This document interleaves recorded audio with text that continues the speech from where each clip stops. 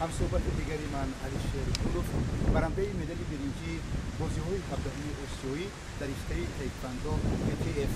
اولا علیشیر شما رو تبریک می‌گویم با این موفقیت و درباره سفر خود کمی معلومات بدهید. خدمت ممنون خرسندم که جایزه گرفتم شکرانه که با همین همراهی استادان که با ما کار کردن که زحمت بسیار کشیدن که نتیجه شد اومدیم در اینجا دستگیر خوب بود از طرف دوستانم کرد. من اولی بازی با چین دولت خطای ما باید کردم بازی کردم و با خود راند کلیوی برد کردم. بعد بازی برای نیمفینالی برآمدم با دولت ازبکستان برآمد کردم با اون باختم. علیشیر شما عموما در این بازی‌ها در نزد خود چی مقصد داشته بودید؟ و کدام مدال شما باید که سزاوار میشید؟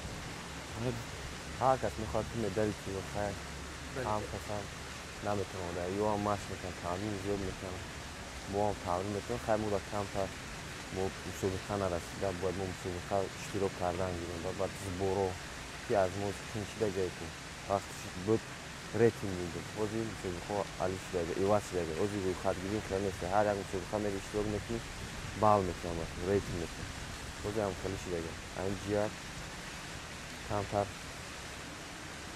شما که در بازی‌های المپیک شرکت کردید لطفاً بگویید که تفاوت این بازی‌ها از بازی‌های المپیک خیلی زیاد است. بله کمی زیادتره بازی المپیک خیلی قوی‌تره بسیارترن هم رقیب‌ها زیادترن هم اونجا خیلی بهتره 16 تا از تمام دنیا میان اشتراک میکنن 16 تا زوری جهان میان اینجا خیلی برای اون اینجا در جام گرفتن خیلی تمرین زیاد کردن در کارایی و مسابقه زیاد اشتراک کردن.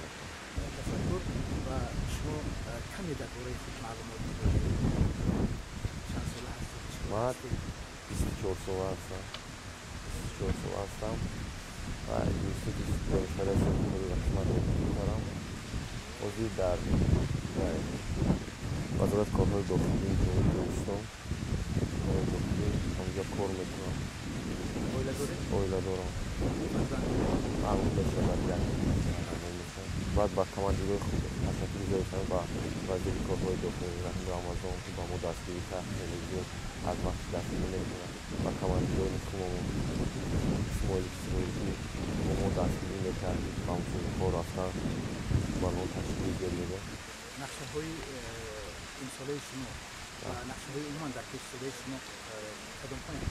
نقشه‌های که همین مسابقه کشور زیادن برای المپیک خاطر چند مسابقه سرشان مسابقه ریتینگی سرشه با او کوشش کنیم که بازی المپیک روی خط بگیریم و 2016 ریو اشتراک کنیم بعد مدال سازمان مدال گردیم. تشکر برای صحبت